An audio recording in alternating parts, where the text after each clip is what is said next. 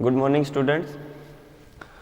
अपने आइडियम्स पढ़ रहे थे, इसके अंदर अपन ने पढ़ लिया था वीट के बाद नेक्स्ट क्रॉप अपन पढ़ेंगे ग्राउंडनट का। ठीक है, कंप्लीट लिखना है, इसको कैसे लिखना है वो अपन ने डिस्कस कर लिया। उसके बाद में इसके अंदर पॉइंट टू पॉइंट अपने सीधा सीधा लिखना है। इसके अंदर इजी है, कुछ नहीं है, अगर एग्जाम में पूछ ले तो एक बड़ा क्वेश्चन बनता है इसका। अब इसके अंदर देखो आइडियम लिखना है। सबसे पहले अपने इसके अंदर जो मेजर डिजीज होती है उसके बारे में देखना कि इसके अंदर कौन कौन सी डिजीज होती है। ठीक है, एक तो होता है इसके अंदर टिक्का में भी दो होते हैं, अर्ली और लेट। इसको और भी वैसे डिवाइड करके लिखना है तो पहले इसमें ऐसे लिख सकते हैं, फंगल डिजीज, फंगल में 1 नंबर लगा के ऐसे, फिर बैक्टीरियल डिजीज, फिर बैक्टीरियल में 1 नंबर 2 नंबर जैसे, फिर वायरस की डिजीज उसके अंदर कैटेगरी बना के, और नीमेटोड की डिजीज ऐसे कैटेगरी बना के भी लिख सकते हैं। ठीक है, या सीधा लिखें तो सीधा भी लिख सकते हैं, दोनों तरीके से अपन लिख सकते हैं इसके अंदर। तो अर्ली टिक्का सर्कोस्पोरा फंगस होती है उससे होती है, और पर्सोनाटा और सर्कोस्पोरा एराचिडिकोला, तो 2 फंगस है इसके अंदर। तो ये फंगल डिजीज हो गई।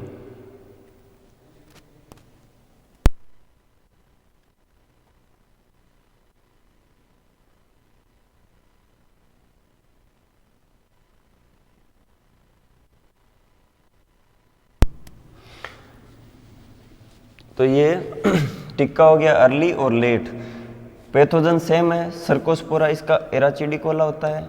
ठीक है, इसको लिखो तो लिख देना, बढ़िया ही रहेगा, लेकिन नहीं लिखो, कोई नहीं लिख पाए तो डिजीज का नाम लिख देना। ठीक है, इसका सर्कोस्पोरा पर्सोनाटा होता है। ठीक है, तो ये 2 इसकी स्पीशीज होती है। इसके अलावा इसके अंदर लगता है जैसे कॉलर रोट डिजीज लगता है। ठीक है, कॉलर रोट लगता है इसके अंदर, एस्परजिलस फंगल डिजीज है, ये भी इम्पोर्टेंट है।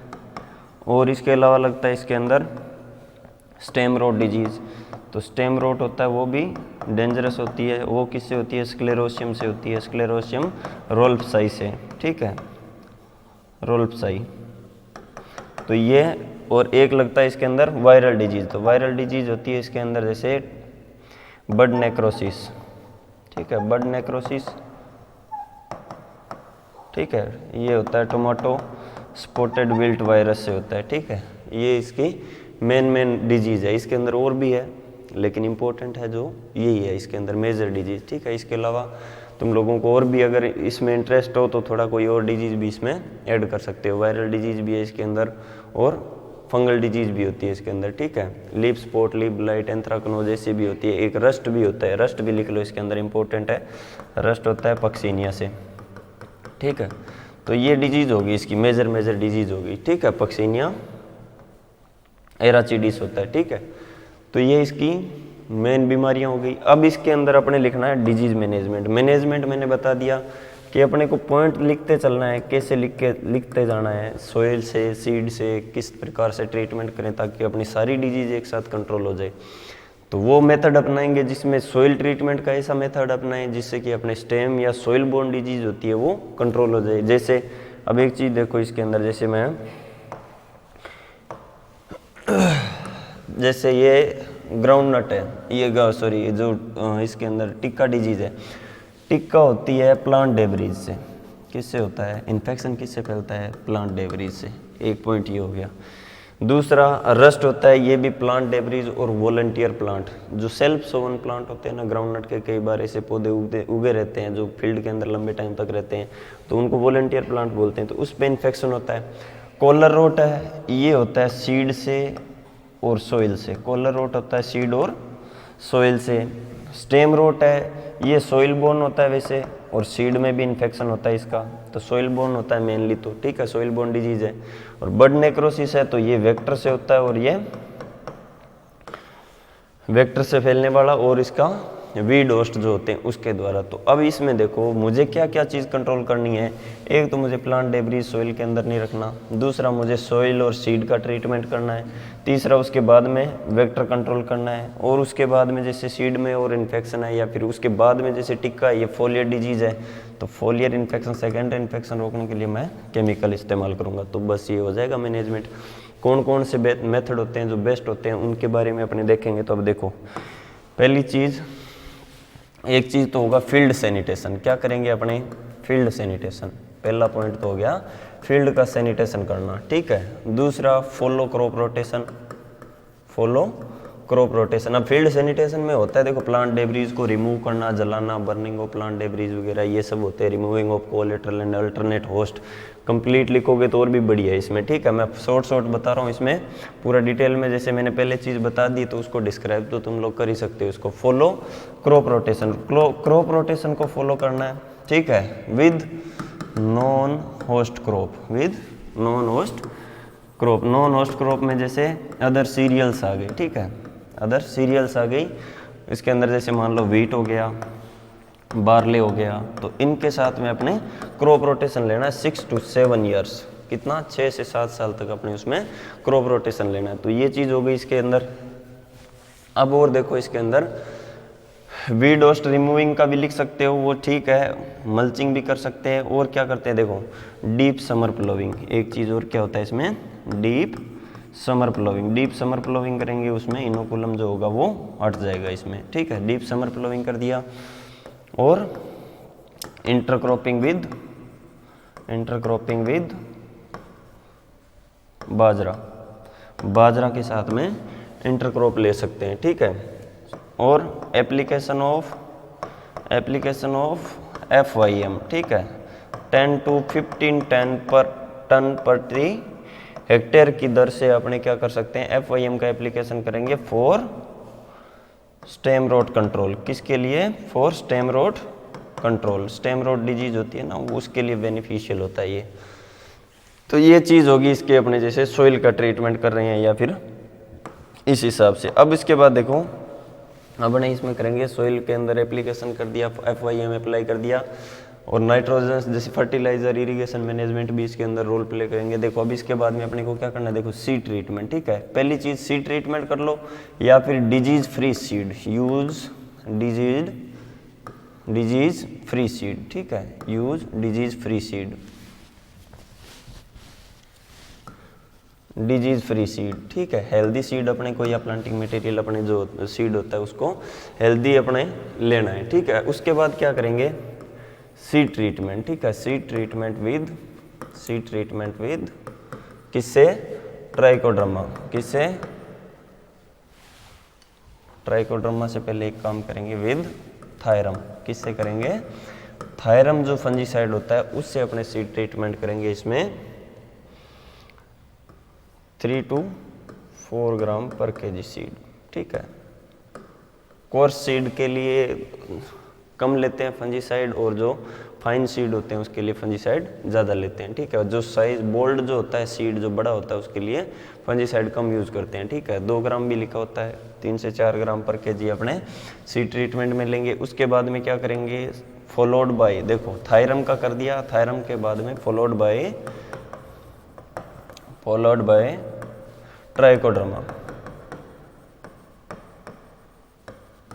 ट्राइकोडर्मा 6 ग्राम पर kg सीड, ये इसका सीड ट्रीटमेंट कर सकते हैं अपन। ट्राइकोडर्मा का जो पाउडर होता है उससे सीड का ट्रीटमेंट करेंगे। देखो बायो एजेंट और फंजीसाइड दोनों हो गए ना।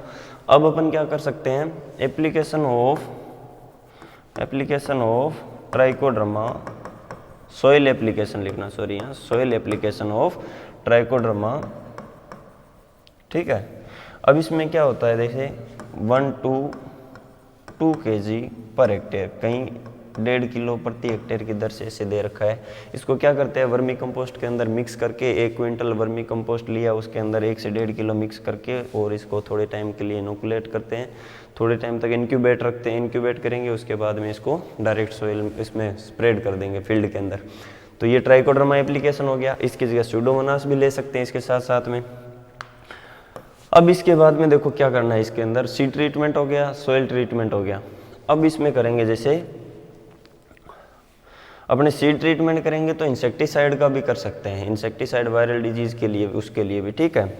अब इसमें जब सोविंग करते हैं, ठीक है, adjust the date of sowing, adjust the date of sowing date अपने को एडजस्ट करना है। उसमें क्या करना है अपने को, अर्ली सोविंग अपने कामयाब होती है, अर्ली सोविंग अपने बेनिफिशियल होती है, वायरल के केस में भी और रस्ट के केस में भी। दूसरी चीज़, अब इसके बाद क्या होगा, देखो अर्ली सोविंग का मेन पर्पज ये होता है कि रस्ट जैसी डिजीज होती है तो लो टेम्परेचर में होगी, तो बारिश होगी तो उस टाइम टेम्परेचर डाउन जाएगा, तो वहाँ पे रस्ट और वायरस दोनों डिजीज के चांस बढ़ेंगे, क्योंकि वेक्टर की पॉपुलेशन बढ़ती है आफ्टर रेन, तो रेनी सीजन में इसके इन्फेक्शन के चांस बढ़ेंगे। ठीक है,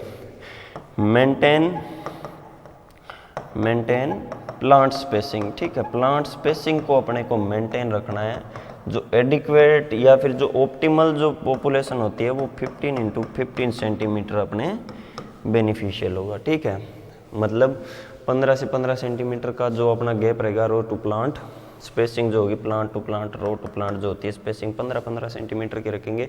इसमें एक चीज़ होता है कि वायरस का रोल होता है कि जहाँ स्पेसिंग ज़्यादा होती है तो वहाँ वायरस की डिजीज़ ज़्यादा होगी, और जहाँ स्पेसिंग कम होती है या फिर ऑप्टिमम जो पॉपुलेशन होगी अपनी, उस चीज़ में अपने वायरस फैलने के चांसेस कम रहते हैं। ठीक है, अब इसके अलावा इंटरक्रॉपिंग मेज और बाजरा के साथ में भी कर सकते हैं, वो वेक्टर कंट्रोल में कामयाब होते हैं। ठीक है, अब उसके बाद में क्या होगा, देखो नीड बेस्ड स्प्रे कर सकते हैं अपने कोई भी चीज़ की, अपन जैसे टिक्का जैसी डिजीज दिखने लग गई है अपने को, ठीक है, तो उसमें नीड बेस्ड स्प्रे कर सकते हैं। ठीक है, need based spray of mancozeb, ठीक है, मैंकोजेब और कार्बेंडाजिम का। ठीक है, कार्बेंडाजिम और मैंकोजेब का स्प्रे करेंगे एट द रेट 0.2%। ठीक है, ये सर्कोस्पोरा, एराचिडिकोला और कोलारोट दोनों के लिए कामयाब होता है ये। ठीक है, अब इसके बाद करेंगे अपने, देखो नीड बेस्ड स्प्रे ये हो गया, और क्या कर सकते हैं अपन, देखो need based spray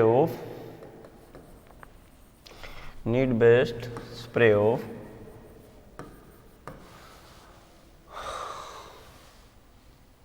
insecticide, systemic insecticide. ठीक है, सिस्टेमिक इंसेक्टिसाइड्स होंगे, वो भी कितने, इसमें देखो 7 to 10 डेज के इंटरवल से करेंगे अपने, जैसे 2 to 3 स्प्रे करेंगे इमिडाक्लोप्रिड, ये वाइट फ्लाई और एफिड जैसे इन वेक्टर को रोकने के लिए काम में आती है, थ्रिप्स जैसे जो सकिंग पेस्ट होते हैं उनके लिए इमिडाक्लोप्रिड, और कितना 1.5 ml पर लीटर की रेट से अपने इसको स्प्रे करेंगे, तो ये भी कर सकते हैं। एप्लीकेशन सॉइल एप्लीकेशन भी हो सकता है इनका, सीड ट्रीटमेंट में भी काम में ले सकते हैं, इमिडाक्लोप्रिड हो सकता है, एसीफेट ले लेते हैं, मोनोक्रोटोफॉस भी ले सकते हैं, तो मोनोक्रोटोफॉस भी इसमें काम आ जाती है। तो ये इसके मेन मेजर इसके पॉइंट होते हैं डिजीज मैनेजमेंट के। इसके अलावा कोई और होगा तो इसमें देखते हैं, देखो अब इसके अलावा और क्या होता है, देखो मोनोकल्चर अपने को एक दो चीज़ें कल्चरल प्रैक्टिसेस में क्या कर सकते हैं, एवॉइड मोनोकल्चर, इसको क्या करना है, मोनोकल्चर को क्या करना है, एवॉइड करना है। ठीक है, और इसके अलावा क्या हो सकता है, ग्रो रेजिस्टेंट वेराइटी ग्रो कर सकते हैं इसके अंदर। इसमें कोई वेराइटी है, जैसे रेजिस्टेंट वेराइटी है ICGS 11 और 44, ये इसके रेजिस्टेंट वेराइटी है। और उसमें क्या कर सकते हैं, ट्रैप क्रॉप यूज़ कर सकते हैं। ट्रैप क्रॉप यूज़ करेंगे किसके लिए, वेक्टर कंट्रोल के लिए। वेक्टर कंट्रोल करने के लिए ट्रैप क्रॉप होता है, उसके अंदर एक ग्रास का नाम है भैया ग्रास,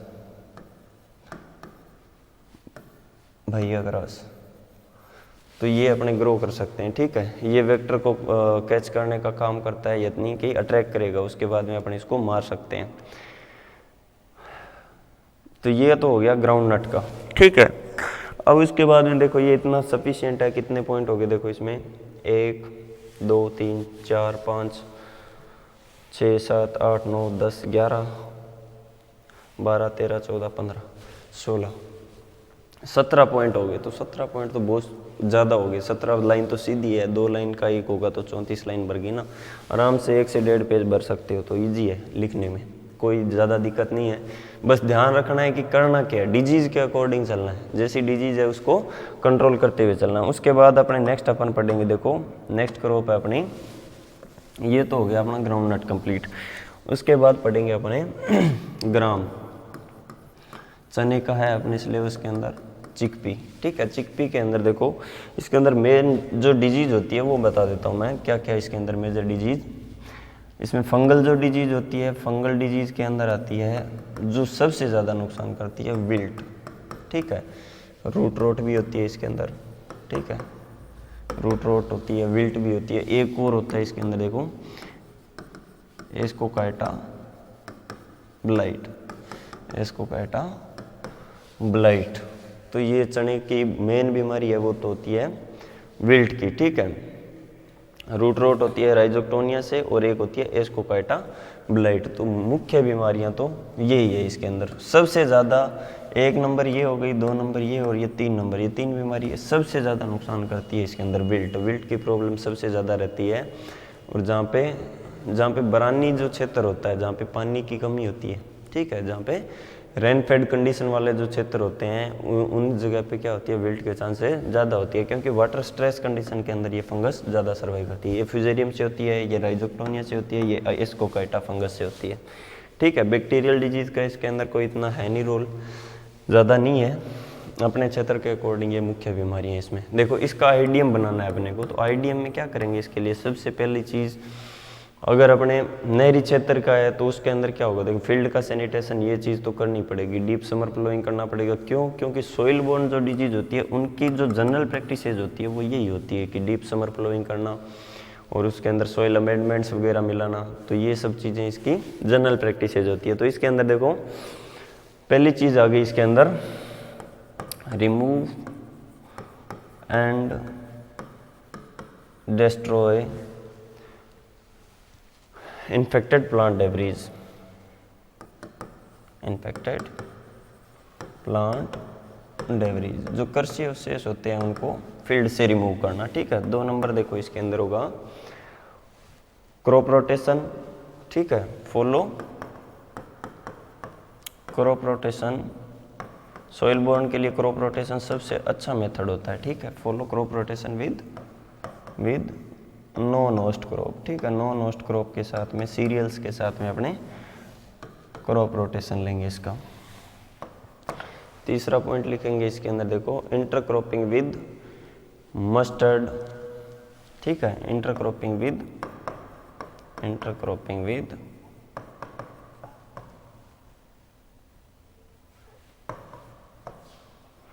मस्टर्ड, ठीक है। और बार्ली और वीट के साथ में भी देखो इसका इंटरक्रॉप सेम सीजन की है ना, उसमें जैसे ग्राउंडनट के अंदर था, क्या था, बाजरे के साथ में, सोरगम के साथ में, उनके साथ में कर सकते हैं। और इसको जैसे वीट बार्ले के साथ में, और उसका क्रॉप रोटेशन ले सकते हैं वीट बार्ले के साथ में, और इसका क्रॉप रोटेशन ले सकते हैं नॉन होस्ट अदर क्रॉप के साथ में, ठीक है, खरीफ सीजन की क्रॉप के साथ में। अब इसके बाद क्या होगा, डीप सोविंग ऑफ सीड, ठीक है, डीप सोविंग ऑफ सीड। अब देखो विल्ट कंट्रोल के लिए सबसे अच्छी चीज़ यही है, डीप सोविंग ऑफ, एक कल्चरल प्रैक्टिस है ये डीप सोविंग ऑफ सीड। अगर गहरी बुआई कर देते हैं बीज की, अगर बीज की गहरी बुआई करेंगे तो उसमें इन्फेक्शन के चांस कम हो जाएंगे, ठीक है, नॉर्मल डेप्थ से थोड़ी ज़्यादा। अब उसके बाद है ऑर्गेनिक मैन्योर, ग्रीन मैन्योर अपने सोइल के अंदर अप्लाई कर सकते हैं। एप्लीकेशन ऑफ ग्रीन मैन्योर और organic manure, soil application of green manures और ऑर्गेनिक मैन्योर्स। ऑर्गेनिक मैन्योर्स में देखो बहुत सारे होते हैं, डेंसा, सनई वगैरह, ये सब चीज़ें इनकी, नीम सीड के भी होते हैं, नीम सीड केक होता है, ये सब चीज़ें ऑर्गेनिक मैन्योर्स के अंदर आती है, ठीक है। इनके अंदर न्यूट्रेंट भी होता है, प्लस ये थोड़े बल्की होने की वजह से ये क्या होता है, सोइल की डेंसिटी के अंदर और मृदा सुधारक की तरह भी काम करते हैं ये। अब इसके बाद आता है इरिगेशन मैनेजमेंट करेंगे तो फ्लड इरिगेशन, ठीक है, इरिगेशन मैनेजमेंट इसके अंदर आता है एक इरिगेशन मैनेजमेंट, ठीक है, कल्चरल प्रैक्टिसेस है इरिगेशन मैनेजमेंट। उसके अंदर क्या करेंगे, फ्लडिंग, उसमें क्या करेंगे, flooding helps in fusarium wilt. किस में हेल्प करेगी ये, fusarium wilt control. Fusarium wilt control के लिए अपने क्या करेंगे, फ्लडिंग करेंगे। तो फ्लडिंग का एक चीज़ होता है, फ्लडिंग करने से जो वाटर स्ट्रेस कंडीशन के अंदर जो बीमारी ज़्यादा होती है, देखो पानी की कमी की दशा जब होती है तो ये फ्यूजेरियम ज़्यादा होती है, तो वहाँ पे अपन फ्लडिंग करेंगे तो वो चीज़ कंट्रोल हो जाती है। जैसे इंसेक्ट में दीमक कंट्रोल होता है वैसे फ्लडिंग से ये कंट्रोल होती है। उसके बाद अपने इसमें करेंगे जैसे सीड का अपने सोलर एनर्जी ट्रीटमेंट कर सकते हैं, ठीक है। Exposure of seed, exposure of seed, kharif season है, टेम्परेचर वैसे ही ज़्यादा रहता है उस टाइम, तो 40 से 50 डिग्री 40 से 50 डिग्री सेंटीग्रेड टेम्परेचर पे इसको एक्सपोज करना, मतलब बाहर धूप में रखना, ठीक है। To reduce the survival of fungus, at to reduce the survival of fungus, ठीक है। ये इंपॉर्टेंट पॉइंट है, ये तुम लोगों को बुक वगैरह में कहीं नहीं लिखे मिलेंगे, तो इनको नोट कर लेना अच्छे से। ये तुम्हारे वैसे परमानेंट नोट्स भी बन जाएंगे और वैसे भी काम के हैं ये, ठीक है। सारी डिजीज़ के इनके आइडियम ये इंपॉर्टेंट है, ठीक है। 4, ये 5, 6, 7 और 8। अब इसके बाद इसमें है देखो सीड ट्रीटमेंट विद थायरम। क्या करेंगे? सीड ट्रीटमेंट विद थायरम, 2 ग्राम पर केजी सीड, प्रति किलोग्राम 2 ग्राम थायरम से इसका सीड ट्रीटमेंट करेंगे, ठीक है। और कार्बेंडाजिम से कर सकते हैं, ठीक है। कार्बेंडाजिम भी कर सकते हैं, ठीक है। और थायरम और कार्बेंडाजिम, ठीक है। कार्बेंडाजिम यही 2 ग्राम पर केजी। ये देखो ये तो हो गया नॉन सिस्टेमिक, ये हो गया प्रोटेक्टेंट टाइप का, और ये हो गया सिस्टेमिक, ये थेरेप्यूटेंट टाइप का, ठीक है। तो दोनों मिलके इसमें करेंगे तो ये दोनों टाइप का ही हो गया, देखो प्रोटेक्टेंट और थेरेप्यूटेंट। क्यों? क्योंकि ये वैसे भी जहर है तो सीड के ऊपर रहेगा, तो उस टाइम भी बचाव करेगा और बाद में सीड के अंदर भी चला जाएगा जर्मिनेशन के साथ साथ, तो दोनों तरीके से बचाव करेगा, ठीक है। तो बेस्ट रहता है इससे सीड ट्रीटमेंट करना, ठीक है, ताकि इन्फेक्शन के चांसेस और भी कम हो जाएं। और ये सॉइल में इन्फेक्शन ज़्यादा होने की वजह से थायरम बेस्ट रहता है, सल्फर का ग्रुप है तो सल्फर ग्रुप ज़्यादा इफेक्टिव रहता है इसके अंदर, ठीक है। और ये देखो कार्बेंडाजिम हो गया, थायरम हो गया, और उसके बाद में क्या कर सकते हैं अपन, followed by Trichoderma. Trichoderma Fusarium wilt और रूट रोट जैसी जो और स्टेम रोट जैसी जो बीमारियां होती है उनके लिए सबसे अच्छा माना जाता है ट्राइकोडर्मा, ठीक है। ट्राइकोडर्मा विरिडी 4 से 6 ग्राम, कितना? 4 से 6 ग्राम पर केजी सीड, ठीक है। या स्यूडोमोनास की जो स्पीसीज लेते हैं वो होता है 10 ग्राम, स्यूडोमोनास जो होता है वो होता है 10 ग्राम। स्यूडोमोनास जो होगा, स्यूडोमोनास फ्लोरोसेंस जो स्पीसीज होती है वो 10 ग्राम पर केजी सीड, वो भी इसमें कंट्रोल में काम करती है, ठीक है। इसके बाद आ जाएगा नेक्स्ट पॉइंट अपना सॉइल ट्रीटमेंट विद ट्राइकोडर्मा, ठीक है। Soil treatment with application of trichoderma, या फिर सॉइल ट्रीटमेंट विद ट्राइकोडर्मा, ठीक है। एप्लीकेशन ऑफ ट्राइकोडर्मा FYM के साथ में मिला के इसका एक प्रोसीजर होता है पूरा, वो मिला के अपने इसमें स्प्रेडिंग कर सकते हैं, ठीक है। उसके बाद आता है इसमें ग्रो रेजिस्टेंट वेराइटी, ठीक है। रेजिस्टेंट वेराइटी का नाम आता है तो इसके अंदर देखो ग्रो आर वेराइटीज, एक तो होता है इसके अंदर अवरोधी, ठीक है। विल्ट रेजिस्टेंट वेराइटी है ये अवरोधी, ठीक है, विल्ट कंट्रोल के लिए। और दूसरा होता है गौरव, जो कि एस्कोकाइटा ब्लाइट के लिए होती है। गौरव ये होती है एस्कोकाइटा ब्लाइट। एक और होती है इसमें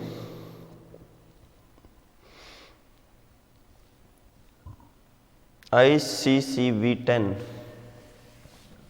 ICCV10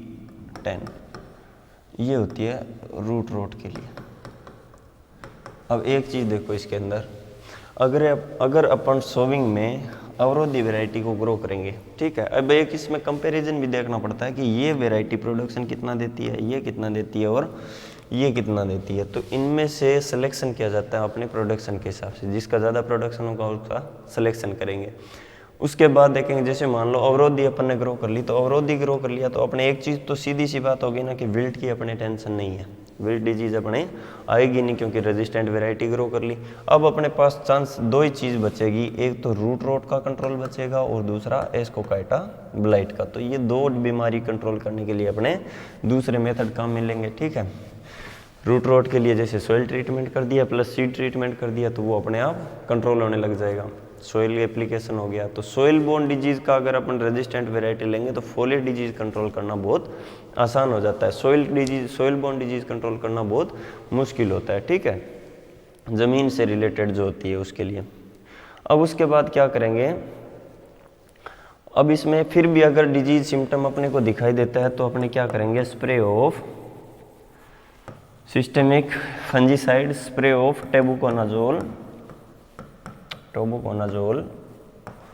राइजोक्टोनिया के लिए काम में होता है ये टेबुकोनाजोल फॉर रूट रोट। ठीक है, रूट रोट के लिए उसके अंदर स्टेम वाले पोर्शन पे उसकी स्प्रे करनी पड़ती है, पास में ज़मीन के पास वाले हिस्से पे, तो टेबुकोनाजोल इसका इफेक्टिव मानते हैं। ठीक है, राइजोक्टोनिया के लिए बेस्ट है ये। Need based spray of carbendazim 0.1%, need based spray of need best. ये फंजीसाइड मैं तुम लोगों को बिल्कुल आसान लिखवा रहा हूँ ताकि तुम्हारी दिक्कत नहीं हो, मिक्सअप नहीं हो, याद करना भी इजी हो ताकि तुम भूलो भी नहीं। ठीक है, ये बेस्ट इस प्रकार से तरीका बता रहा हूँ कि तुम्हारे याद करने में आसान हो।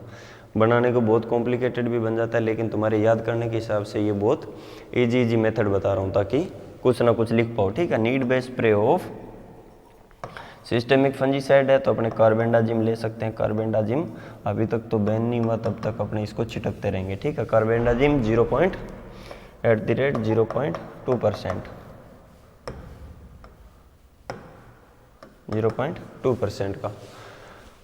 और उसके अलावा ले सकते हैं अपन ब्लाइट, जैसे एस्कोकाइटा ब्लाइट है तो क्लोरोथेनोलिल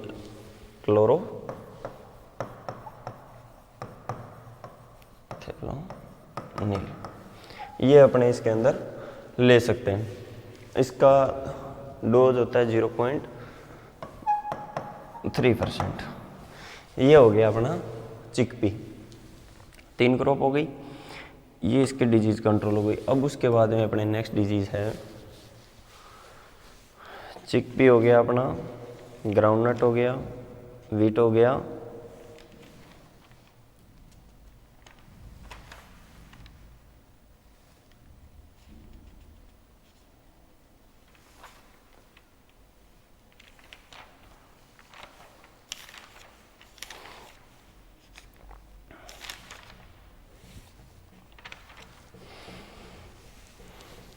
अपने नेक्स्ट डिजीज़ होगी इसके अंदर एक फ्रूट क्रॉप,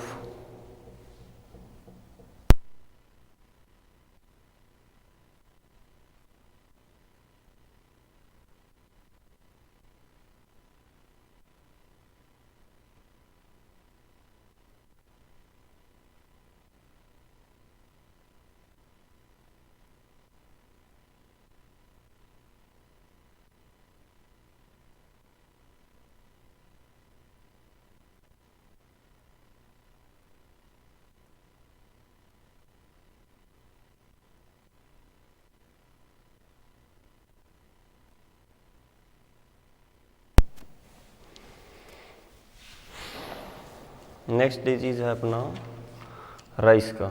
ठीक है, तो राइस में क्या होगा, देखो राइस के अंदर एक तो डिजीज़ भी बहुत ज़्यादा होती है, थोड़ा बड़ा होगा इसका डिजीज़ कंट्रोल करना। ठीक है, नेक्स्ट डिजीज़ है अपना राइस। तो राइस के अंदर देखो मेन डिजीज़ जो होती है उसके बारे में बता देता हूँ मैं क्या क्या है। देखो इसके अंदर पड़ा भी है पिछली बार, ब्लास्ट और बैक्टीरियल लीफ ब्लाइट, और होता है इसमें brown spot, sheath blight, smut भी होता है इसके अंदर। शीथ ब्लाइट हो गया, शीथ ब्लाइट के अलावा इसके अंदर आता है टोंगरो, खेरा भी है इसके अंदर, ठीक है। तो ये बहुत ज़्यादा भी राइस के अंदर, धान के खेत के अंदर सबसे ज़्यादा दिक्कत रहती है। देखो धान और कॉटन जैसी जो क्रॉप है ना, इनमें सबसे ज़्यादा पेस्ट कंट्रोल का प्रॉब्लम रहता है। तो ये इसके अंदर आईडीएम जो होता है, अगर इसके अंदर अगर इंटीग्रेटेड डिजीज मैनेजमेंट का मेथड अगर सक्सेसफुल होता है तो देखो इतनी सारी बीमारियां एक साथ कंट्रोल कर सकते हैं अपन, और अपने धान का प्रोडक्शन भी बढ़ सकता है। तो इसको ढंग से पढ़ना है अपने को। इसमें 2-3 बीमारियां होती है, देखो बैक्टीरिया की भी होती है इसके अंदर। एक तो बैक्टीरियल लीफ ब्लाइट होता है, एक बैक्टीरियल लीफ स्ट्रिक होता है। ब्लास्ट सबसे ज़्यादा जो मेजर डिजीज होती है वो यही होती है। देखो ब्लास्ट हो गया, बीएलबी और एक शीथ ब्लाइट, ये सबसे ज़्यादा है। ठीक है, ब्राउन स्पॉट फिर भी कंट्रोल हो जाता है, लेकिन मेन जो होती है यही है बीमारियां इसके अंदर। ठीक है, टुंगरो वायरस है और खेरा जो न्यूट्रिएंट डेफिशिएंसी है, तो ये इसकी मुख्य बीमारियां। तो अब इसके अंदर देखो क्या है, ब्लास्ट का कोजल ऑर्गेनिज्म होता है पायरिकुलेरिया, इनके नाम लिखो तो लिख देना, पायरिकुलेरिया और आईजी। ठीक है, किसी को याद है पहले से तो और भी अच्छी बात है। बैक्टीरियल लीफ ब्लाइट है तो इसका जेंथोमोनास, कंपेस्ट्रिस, पीवी और आईजी। ठीक है, ब्राउन स्पॉट होता है बाइपोलरिस और आईजी। ठीक है, हेलमिंथोस्पोरियम और आईजी, बाइपोलरिस और आईजी। ठीक है, शीथ ब्लाइट होता है राइजोक्टोनिया से। ठीक है, राइजोक्टोनिया सोलेनाई से। टुंगरो वायरस हो गया, और खेरा होता है जिंक की डेफिशिएंसी से, जिंक आयन डेफिशिएंसी। ये इसकी मेन जो बीमारियां होंगी। ठीक है, इसके अंदर अब इसमें सोचने वाली बात यही है, शीथ ब्लाइट होती है जो इसको रूट रोट, फूट रोट, स्टेम रोट भी बोलते हैं। ब्राउन स्पॉट हो गया, एक फॉल्स स्मट भी होता है, क्लेविसेप्स फंगस होती है उसके अंदर, ज़्यादा नहीं देखना आपने, इंपॉर्टेंट मैंने बता दिए इसके अंदर। ठीक है, वायरल जो होता है टुंगरो वायरस होता है। अब इसके अंदर देखो अपने सबसे ये चीज़ देखनी है कि मेथड। ठीक है, ब्लास्ट हो गया, ये दोनों जो डिजीज होती है, देखो ये इसको छोड़ दो एक बार, ब्राउन स्पॉट और ब्लास्ट, इसके अंदर क्या होता है, ये प्लांट डेब्रीज से फैलती है। ठीक है, प्लांट डेब्रीज, सोइल बोर्न जो इनोकुलम होता है उसमें, प्लस सीड पे भी ब्राउन स्पॉट का इन्फेक्शन आ जाता है, सीड से भी आ जाती है। और ये बैक्टीरियल लीफ ब्लाइट होता है, इसका सीड से ज़्यादा आता है। ठीक है, सीड से इन्फेक्शन आ जाता है इसका। टुंगरो कोलेट्रल होस्ट जो जंगली धान वगैरह होते हैं उनसे फैल जाता है। शीथ ब्लाइट का सोइल इनोकुलम होता है, तो सोइल से फैलने वाली बीमारियां। तो ये सारे तरीके से हो गई, फोलियर भी है, सोइल से भी है, न्यूट्रिएंट की डेफिशिएंसी भी है। तो ये चीज़ें अपने ध्यान रखनी है इसको। ठीक है, इसका तो देखो सीधा सा होगा, खेरा है तो जिंक सल्फेट अप्लाई करना है अपने को, सीधा सा, कोई दिक्कत नहीं है, धान को नुकसान भी नहीं होता। 25 kg पर हेक्टेयर से अपने अप्लाई कर दिया, तो ये एक अपना खेरा डिजीज जो डेफिशिएंसी होती है उसको कंट्रोल कर लेंगे। ठीक है, उसके बाद में अपना जो पॉइंट है कंट्रोल का, पहली चीज़ देखो फील्ड का सैनिटेशन इंपॉर्टेंट है। धान जैसे खेत का तो सबसे ज़्यादा इंपॉर्टेंट है, फील्ड का सैनिटेशन होना ज़रूरी।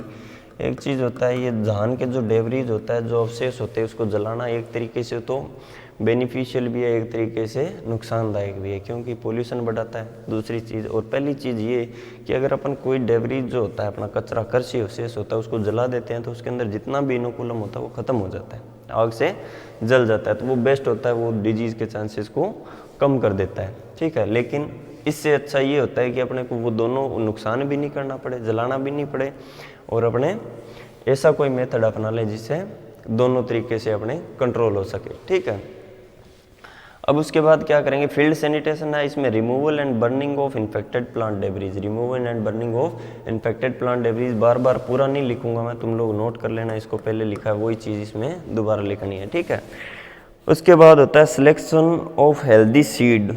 ठीक है, selection of healthy seed, selection of healthy seed. ठीक है, हेल्दी सीड सिलेक्शन हो गया। हेल्दी सीड सिलेक्शन यही है कि उसके अंदर ब्राउन स्पॉट, ब्लास्ट और बैक्टीरियल ब्लाइट जैसी डिजीज जो होते हैं, उसके ऊपर इनोकुलम जो होता है वो नहीं होना चाहिए।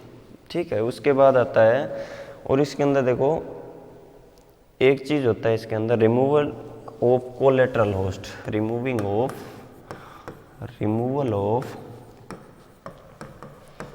कोलेट्रल होस्ट, धान के खेत से, मेड़ से, उसके चारों तरफ से, फील्ड से वीड को हटाना बहुत ज़रूरी है। ठीक है, वीड हटाना बहुत ज़रूरी है क्योंकि वीड का बहुत ज़्यादा रोल रहता है डिजीज़ के अंदर। ठीक है, क्योंकि वो एक जैसे होते हैं, जंगली धान जो होता है वो धान की तरह ही होता है पूरा का पूरा। ठीक है, अब उसके बाद क्या करें, एक चीज़ और होता है balance use of nitrogenous fertiliser. देखो नाइट्रोजनस फर्टिलाइज़र पिछले साल पढ़ा भी था, मैंने कहा कि पोटेशियम की अगर डेफिशिएंसी हो जाती है तो वहाँ डिजीज़ के चांसेस बढ़ जाते हैं, अगर नाइट्रोजन बढ़ जाती है तो उसके भी चांसेस बढ़ जाते हैं। तो नाइट्रोजन और पोटेशियम का बैलेंस यूज होना चाहिए दोनों का। ठीक है, तो नाइट्रोजनस फर्टिलाइज़र को बैलेंस यूज होना चाहिए, इंपॉर्टेंट है कल्चरल प्रैक्टिसेस में, महत्वपूर्ण प्रैक्टिस है ये। ठीक है, अब उसके बाद क्या करेंगे, रोगिंग ऑफ डिजीज प्लांट। ठीक है, जैसे स्मट जैसी डिजीज होती है तो उसके लिए क्या करेंगे अपने, रोगिंग ऑफ इन्फेक्टेड प्लांट्स। ठीक है, इन्फेक्टेड प्लांट को अपने रोगी आउट करना है वहाँ से। ठीक है, उसके बाद आता है इसमें ये कल्चरल प्रैक्टिसेज है अपनी डिजीज कंट्रोल की मेन। ठीक है, उसके बाद क्या करेंगे, अवॉइड क्लिपिंग, ये मैंने पहले भी पढ़ाया भी है मैंने। अवॉइड क्लिपिंग क्या पर्पज होता है इसका, avoid clipping during transplanting. Rice की जब ट्रांसप्लांटिंग करते हैं तो उसमें क्लिपिंग जो प्रैक्टिसेज होती है इसको अवॉइड करना होता है। देखो नर्सरी से जब कोई भी धान का जो वो सीडलिंग लेके आते हैं तो वो बंडल जैसे बना के लाते हैं, तो उसको वो ऊपर से जब पकड़ते हैं, उनको चोटी से जब पकड़ते हैं तो वो क्या होता है, क्लिप करना, इसे पकड़ के रखता है। तो उसमें क्या होता है, कई बार बैक्टीरियल ऊज होता है, बैक्टीरिया का इन्फेक्शन होता है, तो वो क्या करेगा, जो इन्फेक्टेड सेट होगा उससे दूसरे प्लांट में ट्रांसफ़र हो जाता है। तो इसलिए इस चीज़ को अपने अवॉइड करना है, तो इसको स्टेम की तरफ से पकड़ना सही रहेगा। उसके बाद आ जाएगा इसमें यूज ऑफ रेजिस्टेंट वेराइटी अपने यूज कर सकते हैं। ठीक है, आर वेराइटी रेजिस्टेंट वेराइटीज़ में अब देखो क्या है, TKM6, IR20, IR8, तो ये कॉमन वेराइटी है, ये सब के लिए रेजिस्टेंट होती है। देखो IR20 है या फिर TKM6 है, JR रत्ना है, बैक्टीरियल और फंगल डिजीज दोनों के लिए काम किए ये। ठीक है, IR64 भी है। ठीक है, IR64, IR8 की जगह कर लेना आप 64।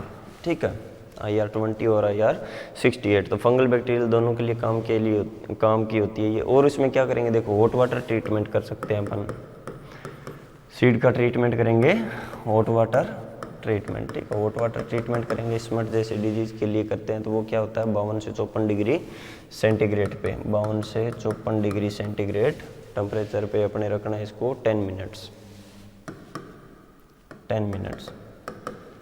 10 मिनट तक इसको रखना है। बैक्टीरियल पैथोजन के लिए भी है और इसके अंदर जो स्मट होता है उसमें भी काम का ये। ठीक है, use of soil amendments use कर सकते हैं, FYM जैसे डाल सकते हैं। ठीक है, यूज ऑफ जैसे जिप्सम है, चूना है, यूज ऑफ सोइल अमेंडमेंट्स, मृदा सुधारक अपने यूज कर सकते हैं। जिंक सल्फेट है तो ये भी एक तरीके का, जिंक सल्फेट भी एक मृदा सुधारक का ही काम है। ठीक है, अवॉइड डेंस प्लांटिंग और close spacing, avoid dense planting और क्लोज स्पेसिंग को अपने अवॉइड करना है। सीधी सी बात है, जितनी स्पेसिंग क्लोज होगी, जितनी स्पेसिंग कम होगी, उतना ही प्लांट डेंस होगा। डेंस होने की वजह से एक प्लांट से दूसरे प्लांट में इन्फेक्शन पहुंचना आसान हो जाएगा। ठीक है, अब क्या करेंगे, spray of nursery with carbendazim, nursery में स्प्रे करना है, सीडलिंग के टाइम में spray of nursery with carbendazim से स्प्रे करना है एट द रेट, ये है इसके अंदर 25 ग्राम, 25 ग्राम, और एडिफेन फोस। ठीक है, एडिफेन फोस यूज करना है 25 ml। ठीक है, 25 ml edifenphos for 8% area, 8% nursery area. ठीक है, एडिफेन FEN, एडिफेन फोस, ठीक है, एडिफेन फोस। ये अपने नर्सरी के अंदर अपने अप्लाई कर सकते हैं। 25 से 8% नर्सरी एरिया के लिए सफिशिएंट होता है। उसके बाद आएगा इसमें point seed treatment with thiram और captan. Seed treatment with thiram और कैप्टान, सीड ट्रीटमेंट करना है, सीड ट्रीटमेंट विद थायरम और कैप्टान, ठीक है। थायरम बेस्ट है, 2 ग्राम पर केजी, ठीक है। उसके बाद है इसमें ट्राइकोडर्मा से और सुडोमोनास से, ठीक है। इसके बाद अपने पॉइंट लिखेंगे तो seed treatment with trichoderma, trichoderma और सुडोमोनास से, ट्राइकोडर्मा और सुडोमोनास। ट्राइकोडर्मा लेते हैं 6 ग्राम पर केजी सीड, सुडोमोनास लेंगे 10 ग्राम पर केजी सीड, ठीक है। तो ये दोनों सीड ट्रीटमेंट ले सकते हैं इसके अंदर।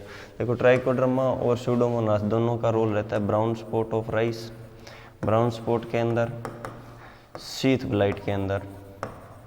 तो ये इन डिजीज़ कंट्रोल के लिए सूटेबल होता है, बेस्ट होता है, ठीक है। उसके बाद है नीड बेस्ड स्प्रे।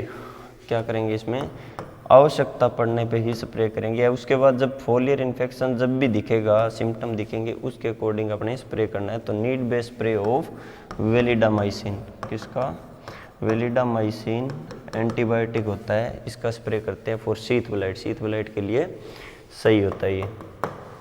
अब उसके बाद आएगा इसमें need based spray of streptomycin, need based spray of streptomycin. ये डिपेंड करता है सिम्टम अपीयरेंस पे। अगर सिम्टम अपने बैक्टीरियल ब्लाइट के दिखेंगे तो स्ट्रेप्टोमाइसिन का स्प्रे करेंगे, अगर शीथ ब्लाइट का दिखेगा तो वेलिडोमाइसिन का करेंगे। इसी प्रकार से नीड बेस्ड स्प्रे होगा कार्बेंडाजिम और mancozeb, need based spray of carbendazim और इसमें एक वेलिडामाइसिन, इसके साथ में टेबुकोनाजोल, ठीक है, टेबुकोनाजोल और वेलिडामाइसिन। टेबुकोनाजोल आता है शीथ ब्लाइट के लिए, राइजोक्टोनिया के लिए सूटेबल होता है डिजीज कंट्रोल में, ठीक है। अब उसके बाद में आता है कार्बेंडाजिम और मैंकोजेब का, मैंकोजेब का और कार्बेंडाजिम का नीड बेस्ड स्प्रे @ 0.3% से, ठीक है। उसके बाद आएगा अगर निमेटोड या फिर कुछ और प्रॉब्लम होती है तो सोइल के अंदर, सोइल में इन्फेक्शन होता है तो इंसेक्ट कंट्रोल के लिए भी अपने क्या कर सकते हैं, इसके अंदर सोइल एप्लीकेशन कर सकते हैं, ठीक है। सोइल एप्लीकेशन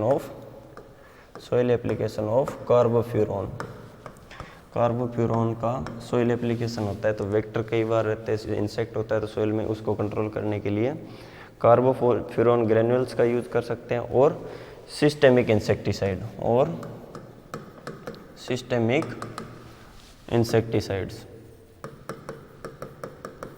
ठीक है। कार्बोफ्यूरॉन और सिस्टेमिक इंसेक्टिसाइड वेक्टर कंट्रोल के लिए और वायरल डिजीज कंट्रोल के लिए, ठीक है। अब उसके बाद में और भी पॉइंट लिखो तो इसमें क्या करेंगे, इंसेक्टिसाइड का कर सकते हैं। इंसेक्टिसाइड का डिपेंड करता है वायरल इन्फेक्शन के टाइम में, तो उसमें भी क्या होते हैं, सिस्टेमिक टाइप के इंसेक्टिसाइड अपन यूज़ करेंगे। तो ये इतने पॉइंट काफ़ी हैं। ये हो गया राइस का आइडियम, ठीक है। इसके बाद नेक्स्ट अपन पढ़ेंगे कॉटन का और सिट्रस का। आज के लिए बस इतना ही, थैंक यू।